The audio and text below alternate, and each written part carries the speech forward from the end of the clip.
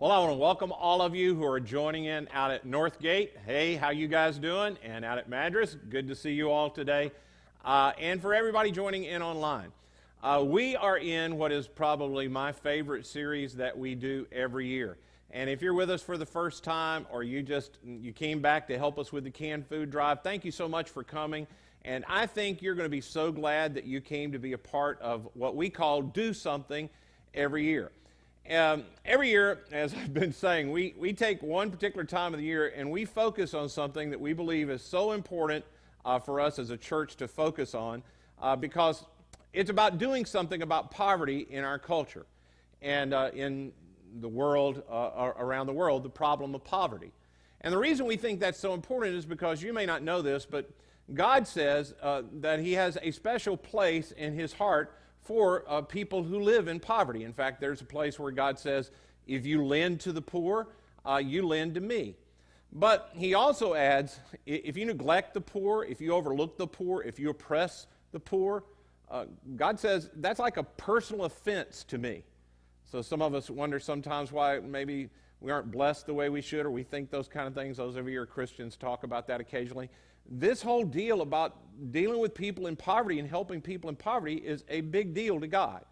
So even though we as a church 52 weeks out of the year are doing things to help in our community and around the world, once every year we grab a hold of this big do something flywheel and we give it a great big spin for the last several weeks of the year, and we literally do projects in our community that are for our community and for things around the world.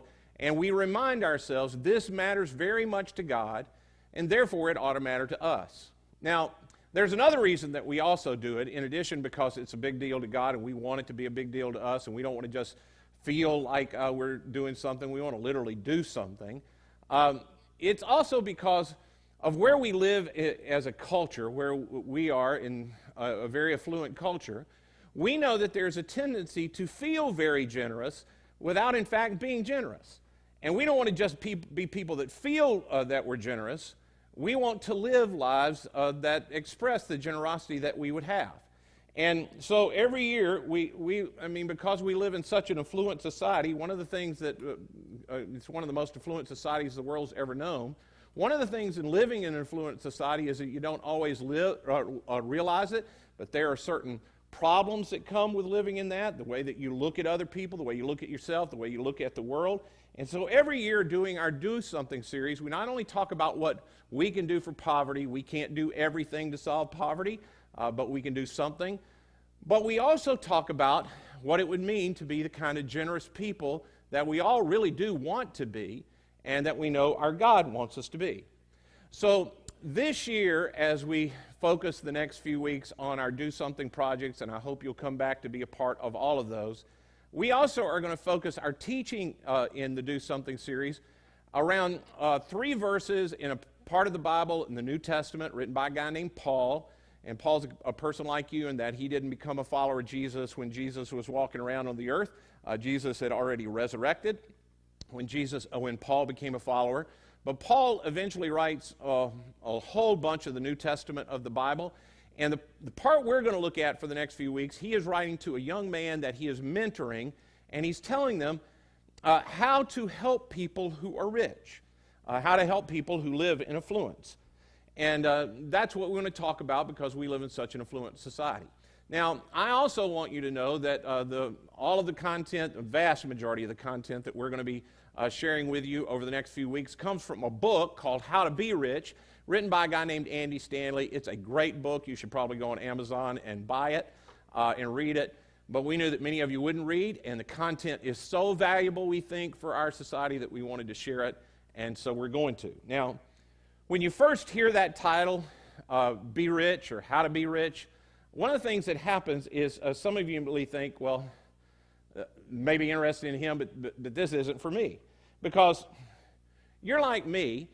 Most of the messages in our society aren't about how to be rich, they're about how to get rich. And what really tunes our ears in, and even though some of us have been around long enough that when we hear somebody talk about how to get rich, we don't really listen because we know it's some kind of fluke or some kind of sham. But most of our society's messages to us are, this is what you do to get rich. But nobody's talking to us very much about how to be rich. And the reason is because we don't really know where the line is between rich and not rich.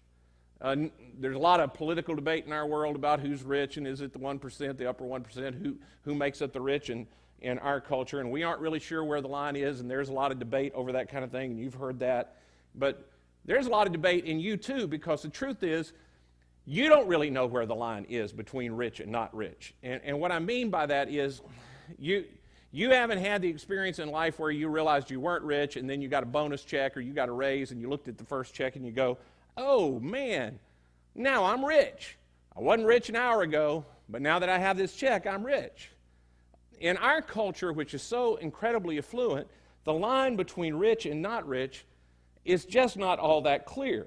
Now, some of us know that there ought to be a line, and we sort of think we know where the line is, and we don't think we're on that side of the line, because most of us don't think we're rich, and because we don't think we're rich, the vast majority of us, because we don't feel rich, we don't think we're rich, we live like not rich people, and so our main focus is, how can I get more? Because I don't know where the line is, and I don't know if I cross the line, I live as if I'm not rich, which means I just want to get more, because nobody really drew a line for us. And that's why you know some people, like I know some people who are rich, but they aren't very good at it. You know what I mean? I mean, like, you know, you have kids that are in school, and because they're in school nowadays, that means they got to go sell something. I guess that's just a part of being in school nowadays. And part of being in school is you got to go sell stuff to let them, you know, you can be in school. And so you have thought to yourself, well, if my kid's going to have to go sell stuff, the easiest way to do it is, I know the rich neighborhoods in our community. I'm going to go over, take them to the rich neighborhoods. They'll knock on the door. And when they knock on the doors of these rich people, because they're so rich, they can just buy everything that they needed. But your kid gets out of your van, and they run up to the door, and they get up their courage, and they knock on the door, and the rich people don't buy anything. I mean, some of you had that experience this week where you know the rich neighborhoods, so you took your kids over Halloween trick-or-treating in the rich neighborhoods, and that's what they give out in the rich neighborhoods? Come on. If I were rich, I'd be generous, you say. Man, if I were as rich as these people, I'd be so generous. Or you know people who are rich, and they're just so arrogant. You know, where you've saved up money, and you go to a restaurant, and you know that you're in a little bit nicer, and everybody around you can tell by the way they dress and the way they act that they got money. And the way they treat the people in the restaurant, they're just so arrogant. And you think to yourself, man, if I were ever rich, I wouldn't be like them. I wouldn't be arrogant like that.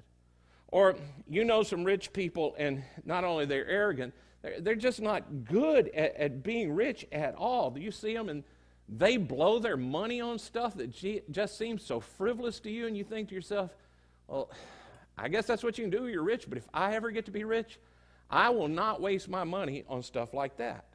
So what I want to do this year as we do something about poverty in our community and our country and around the world, I not only want to do that, I want to help you get a handle in our affluent society on the line.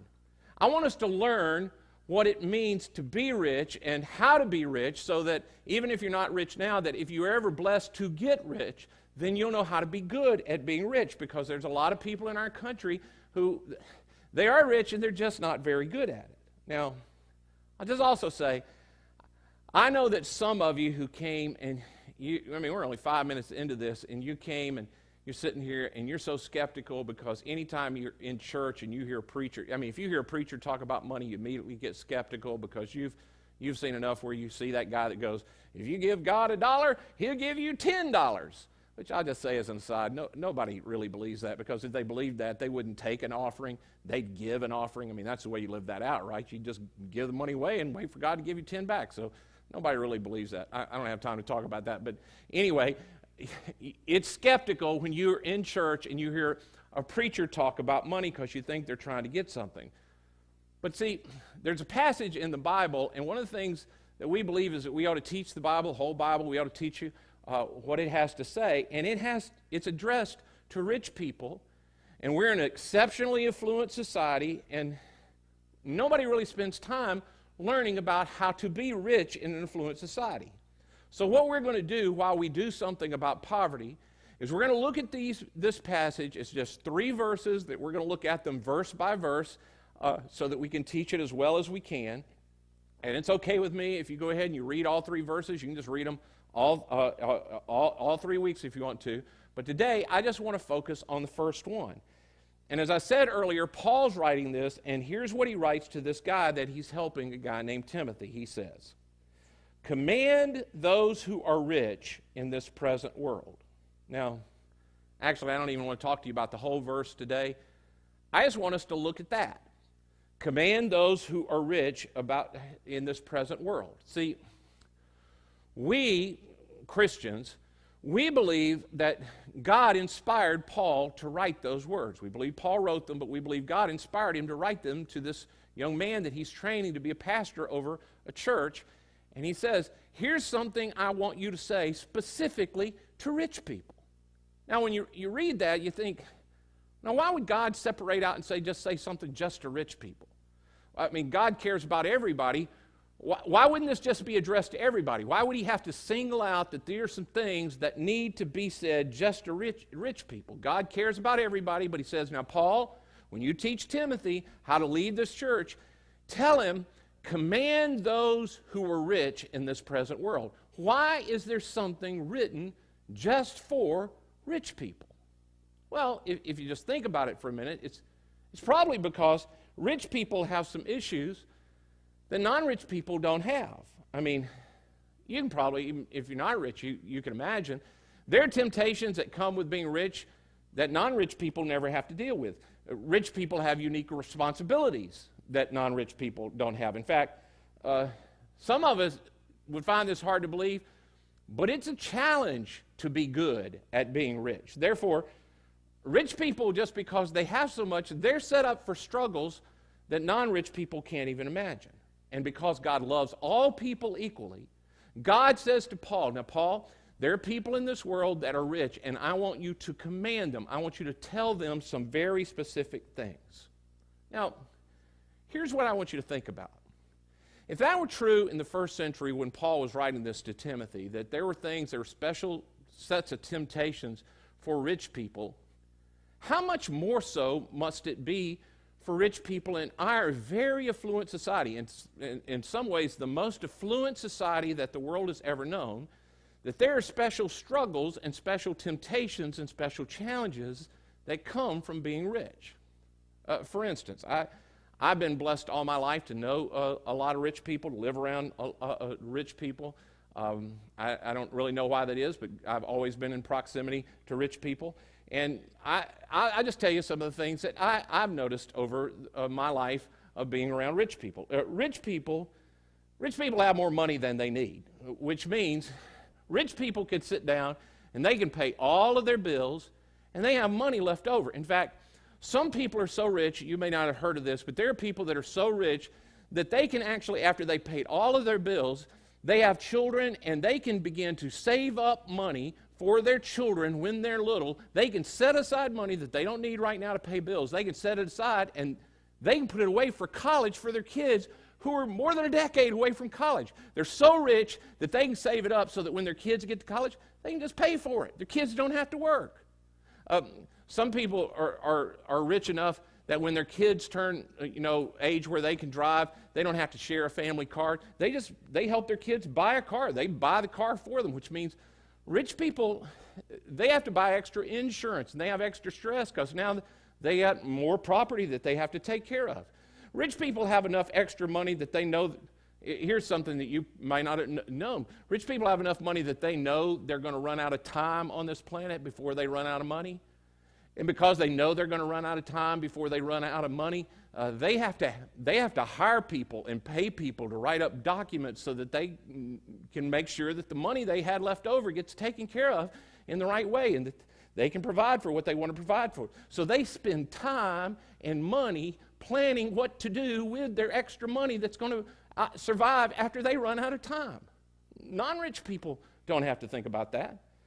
Rich people have so much stuff that they worry about their kids getting too much stuff, and so they'll actually sit around in groups with other parents who are rich that have kids about their same age, and they'll talk about things like, I'm worried about my kids having too much stuff, and my kids have so many nice things that they just don't appreciate the nice things that they have, and I'm so worried about them not being appreciative and grateful for the nice things they have. And so they worry about it so much that when they leave the little group of other parents that they're with that are worried about the same thing they're worried about, that they actually go out and they buy their kids more stuff. Rich people complicate their lives more than they should. It's one of the struggles with being rich. They'll also do things like, and this will be hard for you some to believe, but I've seen this actually happen. Rich people will have appliances in their house that still work, and they'll go into their kitchen and they'll rip out perfectly working good appliances, and they will take them out of that house and they'll go out and buy another newer one, and they'll put it right back in the same spot the other working one was, and they'll take that one that was working and they'll just throw it away, or they'll put it out in the garage to become Dad's fridge, for stuff Dad wants to keep cold, for special Dad supplies. Rich people do things like that. It's not only that, there's social pressure on rich people that, they don't want it to be that way, but you have to look a certain way and drive certain things and live certain places because you just have more, and they don't like it. They don't want it to be that way, but it's just the way that it is. In fact, I have actually seen this happen. There are rich people that will go into a room in their house. You might call it a closet, but it's way too big to be a closet. It's a room, and they'll look at a room that is full of clothes, and they'll stand there, and I have heard them say it. They will say, I have nothing to wear. It's just one of the things with being rich. Rich people have stresses, and they have temptations, and they have problems that non-rich people don't have. And I have statistics for this. It causes problems in their marriages, and it causes problems in their parenting, and it causes problems at work. It actually causes diseases that are unknown in countries where rich people don't live. They have problems related to having so much stuff that other people don't have. It ruins their health. There's just a lot of pressure associated with being rich. So God, who loves rich people like he loves everyone else, he says, Paul, I want you to say something to the rich people so they'll know how to be good at being rich. Now, let me show you this verse again, just so you can see it one more time. The problem in our culture for this verse, command those who are rich in this present world, the problem with that is we don't know who that addresses. We're not sure who's really covered by that, because in our culture, and I don't know if it's always been this way, it's been this way my whole lifetime, maybe it was this way in Paul's day, but in our culture, no one wants to admit that they're covered in that verse. Command those who are rich. Well, I'm not rich. The real problem is, if I asked right now that you'd raise your hand if you're rich, outside the really spiritual people who think they're going to get some points for raising their hand, to admit it, very, very few hands would go up that they're rich. And at the same time that nobody raised their hand, there'd be people sitting around looking at other people going, dude, get your hand up. You're rich. I saw what you drove in here. I see what you have. Put your hand up. See, in our culture, we can't see it in the mirror whether we're across the line or not, but we can see it in other people. We see, and we think other people are rich, but we can't see it so much in us. And that's what makes this such a challenge for us when it comes to teaching this verse in our culture. If rich people don't know they're rich, even if they're followers of Christ and they read this verse, even if they believe that what God says is applicable to people who are rich, if they don't think they're covered, then they don't think it matters to them. If God has some help for rich people, but you don't think you're rich, then you won't even think it applies to you. And in our culture, nobody wants to admit that they're rich. In fact, I have so many statistics on this, I won't try to share them all with you, but there was a Gallup poll done several years ago to just try to help people get at, there's been this debate, particularly in the last decade or so, of who's rich and who's not rich, and, who can we tag that label with in our culture. The Gallup just went out and did a poll, and they did it among different income groups, and they just asked them, how much money would you have to be rich? And it was interesting that in every income group that they went to, it was the income group just above them that was rich. For instance, they would go to people that had a household income of $36,000. So if everybody in the house, if you have 2 adults in the house or 1 adult, whatever it is, whatever the total income of that household was, if it equaled $36,000, they went to those people and they said, "Are you rich?" And they go, "No, I'm not rich." "So how much would it take to be rich?" And they'd say, "Well, it would be about $76,000. So it's about a little more than twice what I make, and then I'd be rich." 74,000 actually is what they say. If I had made 74,000, then I'd be rich. Now, what's interesting is some of you right now, you realize you make 76,000, both of you combined in your household, and you don't, well, they were wrong. I'm not rich. So they went to people who were in the income bracket of between $30,000 and $50,000, and they said, "Who's rich?" And those people said, "It's people that make $100,000. Again, about double what they make. Then they went to people who made $100,000, and guess what they did?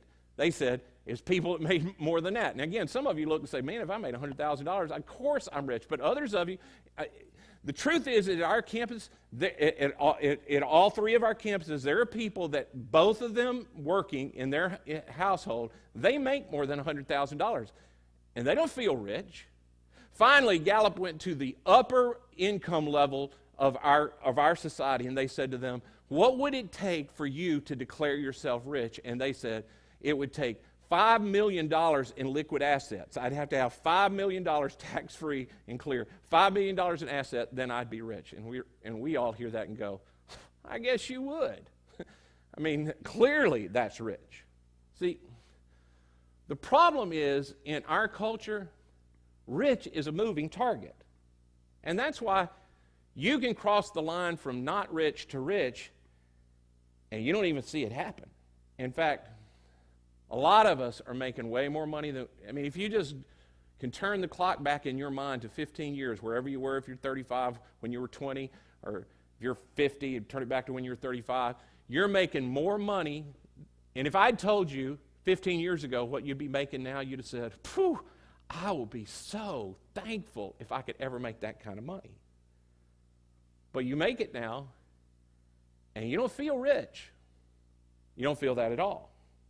If I take this whole thing again, and I'll just say to you, now let's just take us, the 313 million of us that are Americans, and let's move us as just not being citizens of this country. Let's make us citizens of the world, which we are. Now we're 313 million among the 7 billion people on our planet. Because here's the truth. If combined in your house you make $37,000 in your house, only a third of the people in the world make more money than you. You're in the top third of people in the world if you as a combined income make $36,000. Isn't that incredible? Well, you don't feel that. If combined in your house you make $60,000, which many households at our 3 campuses make $60,000 in a house in their household, you're in the top 15% in the world. That's where you are in the culture that we live in the 7 billion. In fact, there's a great story that, Bill Gates, who he didn't have to worry about the line. He knows, hey, I'm number one. Bill Gates, who makes uber money, and we all know he's rich, and he knows he's rich. A number of years ago, when he first got to that place of being number one in the world, he realized that he had a responsibility to do something, and so he formed this foundation, he and his wife, and he began to try to figure out, how can I bless the world with what I've been blessed with because of what's happened to me? How can I make a difference in our world? And there's a story told by a Time reporter who's traveling with him as he and his wife are traveling the world trying to figure out the world's problems and what they can do, and they're in India. And Bill Gates, through a translator, is talking to a lady in India and talking to her about the problems in their culture and what he might potentially do and what she thinks and those kind of things.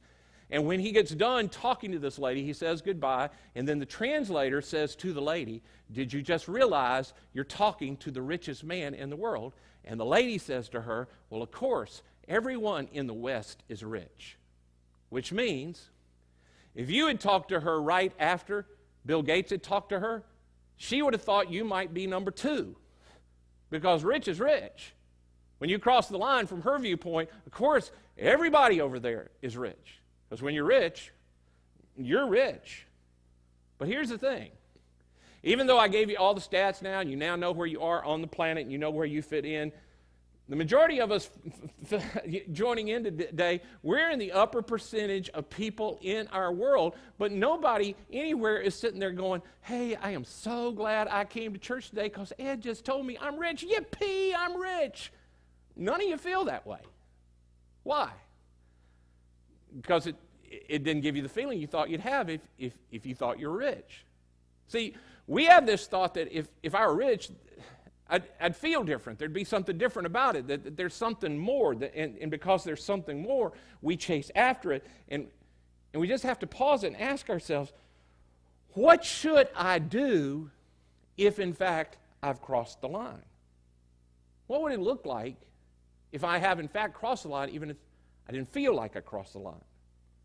Well, because in this series we're talking about how we can do something about the poor in our culture and our country and around the world, because the Bible cares about the poor and God cares about them so much, we also need to think about what it means if, in fact, we are the ones addressed in this verse. Command those who are rich. The question is, how do you be good at being rich? Do you know what God says how rich people ought to behave? And the truth is, there's a lot at risk in this. I mean, this isn't about guilt. I'm not trying to ask anybody to feel guilty. This isn't about being guilty at all. And that's one of the other things in our culture is that we associate being rich and being guilty. I don't even really know. I mean, it isn't about this. I don't even know where that comes from.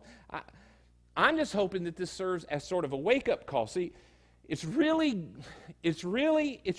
hard to get where you need to be unless you realize where you already are. In fact, when you're lost, the first thing you have to do is not think about where you want to be. The most important part when you're lost is figure out where you are.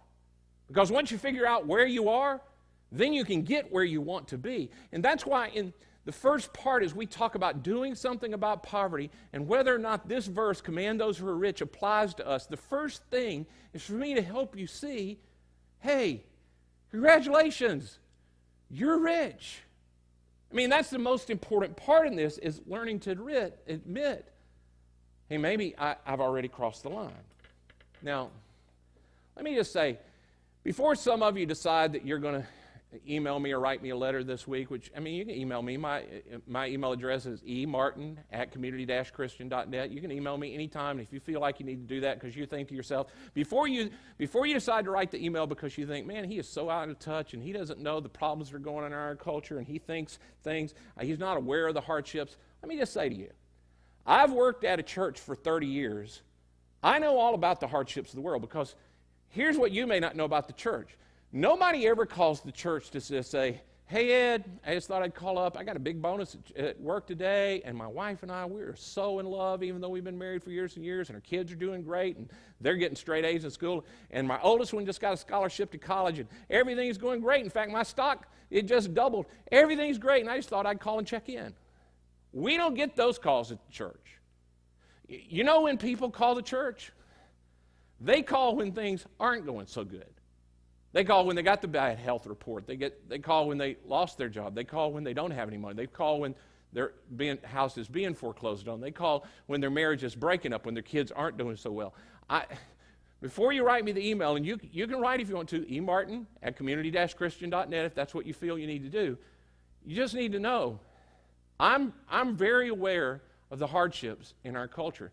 And I'm very aware that joining in with us today and listening to me today are people that your financial world is not up and to the right. In fact, you're not making more money than you ever made.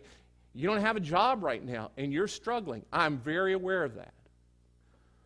But before we all get off the hook on that, that's not the majority of us. The majority of us are not there. The majority of us are not where I just described. The majority of us went over the line at some point in our life from not rich to rich, and we didn't realize it. At least in somebody's estimation, we're rich, and internationally, the vast majority of us would be looked at as rich by other people in the world. So the first step to being good at being rich is we have to admit, hey, I'm rich. So what I'm going to ask you to do as we end this first part of this today is, as uncomfortable as this is going to be, I'm going to ask you just to admit it. And after we do this, and after you get finished with this, and after some of you are mad, and I know there's that guy sitting out in Madras, and he's got his arms folded, and he's grumpy about that I'm about to make him say something out loud. And before you feel uncomfortable after I say this, here's what I want to ask you. After you do it and you feel uncomfortable, I want to ask you, why do you feel uncomfortable about saying that you're rich? Why does that make you uncomfortable? Because if I said, hey, with all the guys who are tall in this room, would you raise your hand? Well, I get if you're 5'10", maybe you don't know whether you should raise your hand or not. But you wouldn't be mad about it. Why is this thing about money, why is being rich, why does that make you uncomfortable? So the first part of what I want us to do today is to practice admitting that we're rich. And I'm going to ramp up to this real slow so that you can get a handle on it, because I know this is hard because we don't do this in our society. And to make it as easy as I can, you can just repeat after me, okay? Here we go. I have more than I need. More than I need. I'm rich. Rich. Okay? And said it. Let's all say it together. It's on the screen. Here we go. I have more than I need. I'm rich. Okay, you can do better than that. Come on, Northgate. I have more than I need. I'm rich. Now, all of you who are Christians here, let me give you the Christian version of this. And if you're not a Christian and you wouldn't consider yourself a follower of Christ, you don't have to say this. You can just listen to us. Here's the Christian version of this. God has blessed me with more than I need. I'm rich. Let's say that. God has blessed me with more than I need. I'm rich. You know, the interesting thing is when we were first beginning to brainstorm this, and we have a team that programs, put the videos together and writes the scripts for that and all the kind of things that you see around here. We're sitting and we're talking about this, and we all work at a church, so we don't think we're rich. But one of the guys said, the interesting thing is I have 3 vehicles at my house and 2 drivers. I'm probably rich. And I got to thinking as we were talking about it, in my house, we have a room in our house that is for just eating in, and it's not really even just for eating in. We only eat in that room when we have the whole family over, and my whole family doesn't live there anymore because they have houses of their own, or we only eat in there when we have company over. So our house is so big that we have a room that nobody lives in. The only time it's used is when we have people over who don't live in our house. And I realized, hey, I'm rich, but I don't like saying that out loud. Why is that? Why is it that makes us so uncomfortable? Now, let me just say one more thing, and then I'll wrap this kind of thing up. I want to say something to you about guilt and wealth. There's this thing in our culture, and I don't really want to talk about where it comes from. There are some things that I could probably get at, but I don't want to talk about that. Probably a lot of reasons why we connect guilt and wealth, but I just want you to know, I'm not teaching any of this because I want anybody to feel guilty, because here's the thing. I don't think feeling guilty about what you have helps anybody, not long term. I don't think it motivates anybody very long. I just don't think it goes anywhere. So I don't want you to feel guilty about what you have. And a part of the reason is it doesn't even make sense for you to feel guilty about it, because if you think about it, a part of what I have, it just happened because I got born in the right place, or I had the right parents, or I had the opportunity for the right education. I didn't even do anything to get to be in the upper 15% of the world. I mean, most of us, we were just born here, and we wound up in what most people in the world would clarify as rich. And when you wind up with something that you know that you don't deserve, you don't feel guilty over it. What do you feel when somebody gives you a gift that you know you don't deserve? What do you feel? You feel grateful. So I'm not trying to get anybody to feel guilty over these things. One of the things that we learn once we admit that we're rich, and this is especially true for those of us who are followers of Christ, is, if I'm a Christian, I don't feel guilty that God has decided to place me in a place where I'm in the upper 15% of the world, and that God's decided that He wants me to manage that amount of wealth. I don't feel guilty about that because it wasn't my choice. And if you're the person that's listening to me and you're thinking, well, that may be true about you, but I worked for what I got. Okay, let me just say, and I know you work hard, I'm not trying to say that. Here's what I'd like to ask you to do. I'd like you to get a passport, And in a couple of weeks, we're going on a trip to Haiti, and you can't go on that one because it's already full. But here's what I want you to do. If you're that guy, you've worked so hard, and it's your hard work that's got where you are, get a passport, go with me to Haiti next year, and I will introduce you to some women and children who work harder than you do all day, and they do it before 9 a.m. in the morning. I'll introduce you to some men who are at least as smart as you, as good of managers as you are, who have probably as much education or more education than you do, and they work harder in a day than you do all week long, and they do it for $1 a day. I mean, come on. We know work doesn't equate necessarily to income. I mean, there are a lot of things that got an opportunity for you that your hard work paid off the way it did. You stand on the shoulders of people that made a culture where work does pay off in here. You're blessed just that they were a gift to you. So there was a gift that came to you that you had nothing to do with. You've been blessed in that way. So if God allows you to manage more than you need and you're rich, don't feel guilty about that. No one should feel guilty. What you should feel is you should feel gratitude. Don't feel grateful. I don't feel guilty. I feel grateful.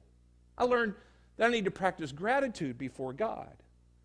So in this series, as we're talking about what it means to be people who are covered in this verse, and we want to do something about poverty in our world.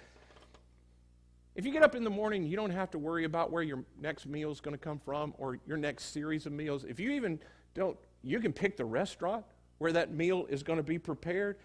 I don't want you to feel guilty about that. If you can stand in front of a room full of clothes, I don't want you to feel guilty about that. I want you to feel grateful that God has decided to place that in your hands. And then I want you to say, now God, would you teach me how to be good at being rich so I can teach my kids and I can pass on a legacy of being a good rich person to the next generation? Now, if you would you grab your connection card, because as we said on the back of it, some next steps. And see, we do this every week because we believe there's a benefit in coming and listening and being challenged in what God would have us to do, but it's all more important, Jesus said, not to just listen, but it's very important that we do what we've heard. So every week we ask you to consider what your next step in doing what God says might be. And for some of you, it might be that, hey, I'm going to come back and I'm going to be a part of these Do Something projects, and I'm just going to listen and I'm going to learn. I'm going to participate in doing something about poverty, and you can check that. Or maybe it's that you, all this week long, you're just going to look around and you're going to practice, hey, God, I'm grateful. I'm grateful for that. Or maybe at your place, you've been coming long enough and you want to take a next step in connecting with some people at Community Christian, and you haven't done Starting Point yet. And all 3 of our campuses, we have Starting Point where you can take the next step and you learn what it means, how we can help you as a church. Or maybe you want to join in a serving team and you want to help out around here. You can check those that you want to help, and you can join in that way. Whatever you do, if you check those on the right side that talk about I want to start a relationship with God through Jesus, or I want to go to Starting Point. If you check one of those on the right side, we'll contact you and we'll help you in that. The things that you check on the left side, that's between you and God, but it's really important that sometimes you make a commitment that's more than just a commitment in your head. And we hope you'll do that. When the offering comes around, you can just fold it, you can drop that and put it in the offering, and we'll pray for everybody, whether you put something on the left side or on the right side, that God will help you in your next step.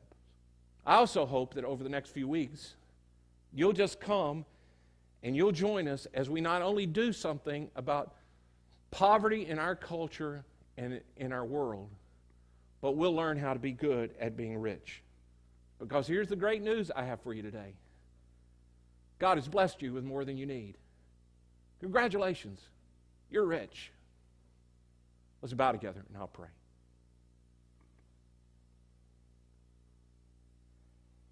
Father in heaven, thank you for the things you've given us, for life, for the ability to just suck air and live on this planet, for the ability that you give us to know you. Now I pray for everybody that's joined in today that they'll take a next step and you want them to. For some, it's just coming and checking it out and taking a next step toward knowing you, toward understanding what you would have them to do with their lives. For all of us, it's probably to recognize how grateful we should be for what's been put into our hands.